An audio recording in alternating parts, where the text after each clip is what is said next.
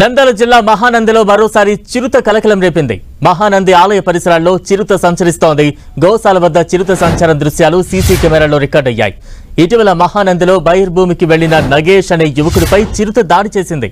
కొద్ది రోజులుగా చిరుత జాడ తెలియలేదు. ఇప్పుడు మరోసారి మహానందిలో చిరుత కనిపించడంతో స్థానికులు, భక్తులు తీవ్ర భయాందోళనకు గురవుతున్నారు.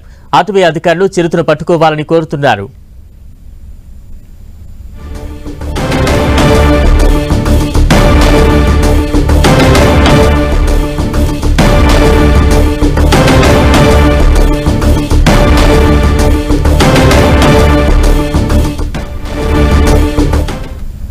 నంద్యాల జిల్లా మహానందిలో మరోసారి చిరుత సంచారం కలకలం రేపుతోంది. మహానంది ఆలయ పరిసరాల్లో చిరుత సంచరిస్తోంది.